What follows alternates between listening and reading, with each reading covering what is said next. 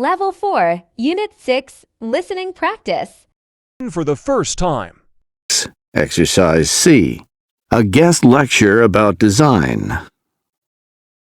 Good afternoon, everyone. Today we're going to break from our usual routine a little.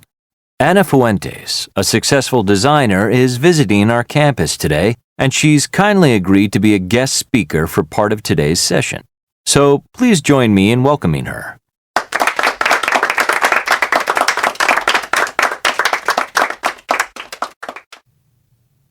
So, Anna, I've got an easy question for you. It's one that we've been discussing over the last few weeks. What is good design? Are you sure that's an easy question? Good afternoon, everyone. Nice to be here. So, good design means different things to different people. So all I can do is share my own views with you, and I hope that's okay. For me, good design must meet certain criteria, certain principles. The most important of these is that a product must serve a useful function. It has to help people do something better, or more easily, or less expensively, or, well, you get the idea. In other words, good design begins with the purpose of the object. Let me give you an example. When I was at design college, my professor gave me an assignment. The task was to design and make a chair using any materials I wanted. Well, I spent several weeks coming up with a design and then making a prototype. And when I'd finished, wow, I was pretty pleased. I felt my design was really stylish. I showed the prototype to my professor with pride. I was sure she would say something positive about my design, but she just said, "Try sitting on it."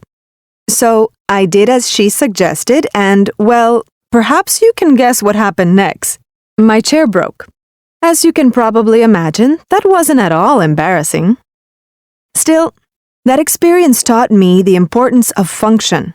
My chair looked good, but it served no function because nobody could sit on it. Anyway, try again, my professor said, so I did. I came up with another design and built another prototype. And I was even more pleased with this chair than the first one. You could sit on it, it looked good, and I had come up with a truly innovative and unusual design. So again, I showed my prototype to my professor, expecting a positive reaction. But she just said, "Have others sit on it," and walked away. I was disappointed, but she was right. You see, when I asked my friends to sit on my chair, they weren't sure how to do that. One person even turned the chair upside down and tried to sit on it that way. Why? My design was so good that nobody knew how to use it. And that's bad design.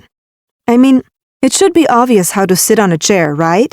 And this brings me to my second principle for good design. Good design makes a product understandable. One more criterion that I think, yes? Question? Sorry to interrupt, but I'm not sure I follow your last point. Could you explain what you mean by good design makes a product understandable? Of course.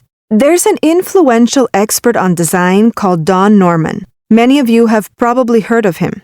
One of his ideas is that good design should show the user how to use a product. It should naturally lead the user.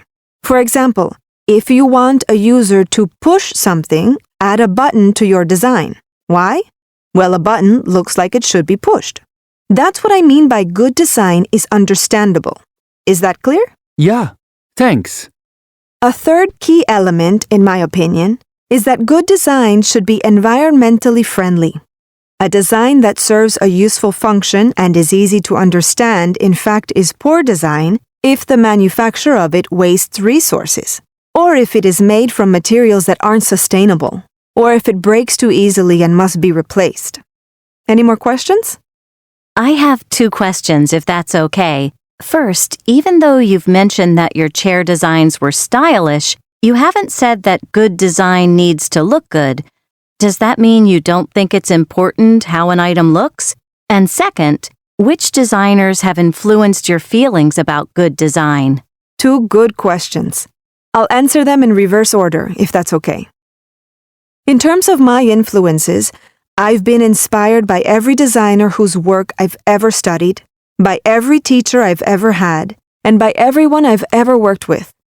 But if I had to name the person who's had the biggest influence on my design philosophy, it would be Dieter Rams. I'm sure you've studied his ideas.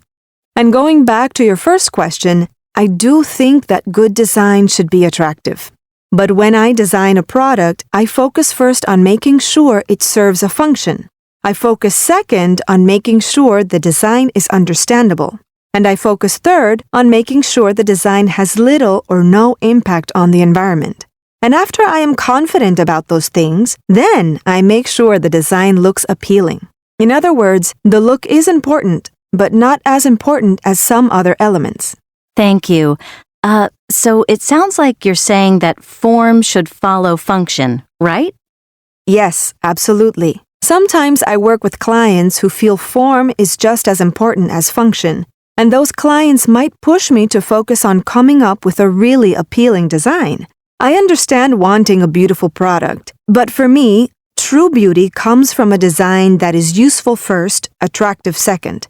I am very committed to making something that is useful. Anna, thank you so much. Anna has agreed to stick around after class to answer any more questions you might have. For now, though, let's turn to our assigned topic for today. Now, listen for the second time.